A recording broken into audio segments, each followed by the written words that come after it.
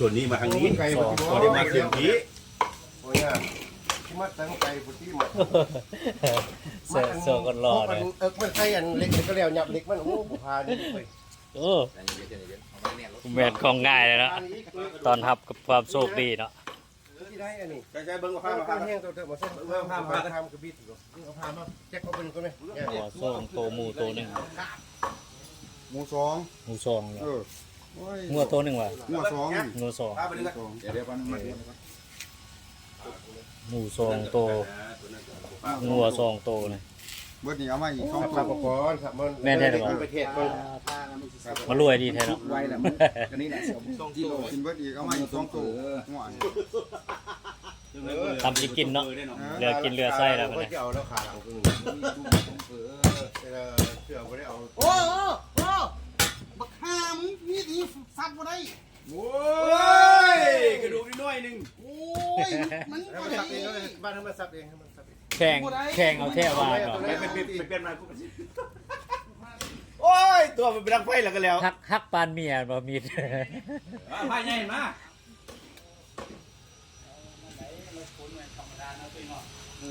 มันบานแล้ว โอ้ เนี่ย นี่ขาโตมันใหญ่ดี ตัวซี่อย่างนั้นนี่ไง เดี๋ยวเราก็รู้จิหรอจิเราก็ถามขึ้นจอน ใช่ขอบคุณน้ำไปตั้งตู้นาทีให้มันเคลื่อนไงเอาไม่ได้เดี๋ยวมันร้อน โอ้ขามตุยดีขนาด ใช่แต่บ้านเรากินน้ำแม่จะกินนะวะ นี่แต่คนค่อยสิ จัดใหญ่มื้อนี้ฉลองวันปีใหม่ตอนรับเอาความโชคดี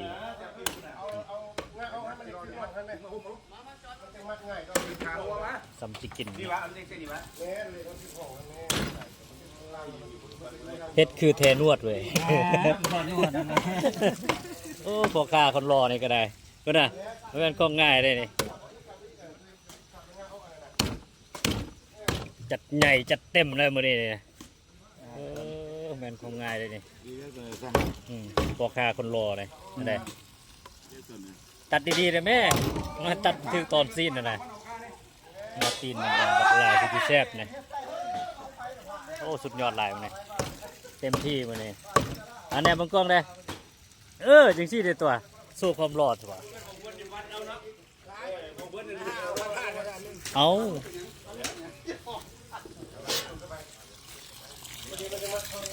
เก็บบ่ ครับครับ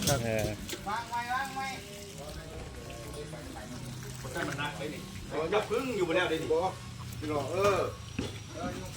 จะได้ปั้นเศร้าแล้ววะ เรียบร้อยแล้วเดี๋ยว แม่นปะ มือเขาเปื้อนได้เล เรา ย บ่เป็นหยังเราก็เพื่อนคือกันมื้อนี้โชคดี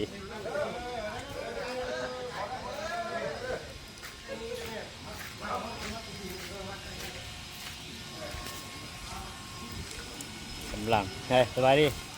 โชคดีปีใหม่กำลังจะปิ้นแล้ววันนี้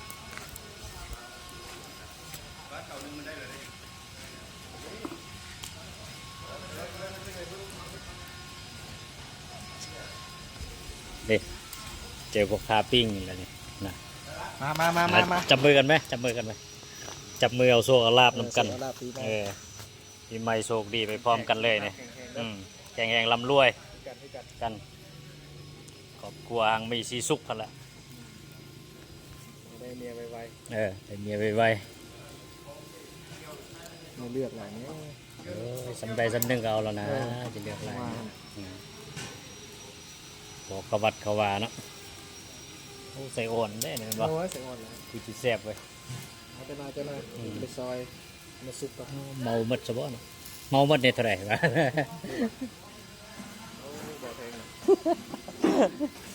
ราคาเป็นกันเองหรอ ได้แล้วเราเนี่ย วัน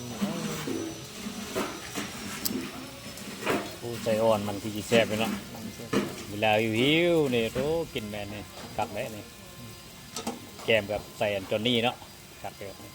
มันมีบองยาป่ะ บองอันขี้เข็บอะนะคักอยู่ นกมักบองกับโก้เนี่ย ตัวบองครับบ่ เรียกคนสวรรค์เรียกบอง แม่นบ่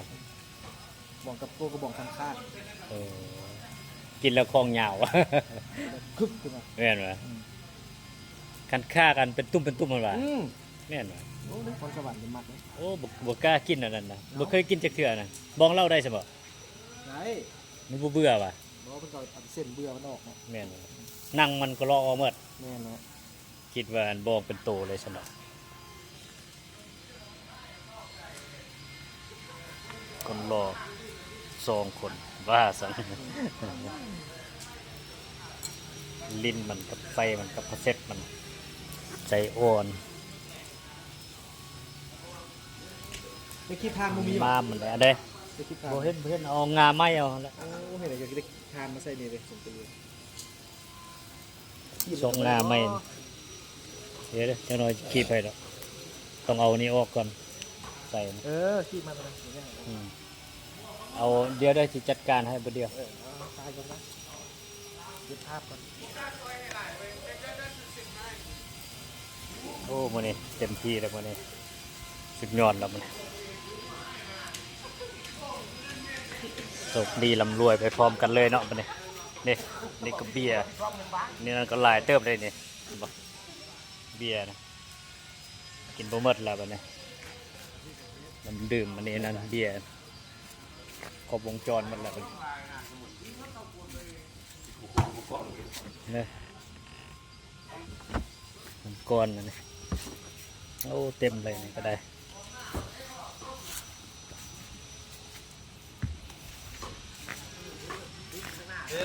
ได้สบายดี โอ้เอา โชคดี โชคดี โชคดีร่ำรวย หยอกเด้อ โอ้เป็นอย่างดอกโชคดีปีใหม่ แข็งแข็ง เอาความพังมีกันบ่ไปได้พักไปบี้อย่างน้อย12 โมงกับเมื่อแล้วกินน้อยหนึงก่อนแม่นบ่นี่โชคกำรอได้โชคดีร่ำรวยนู่นน่ะมันบ่เจอคนรอไว้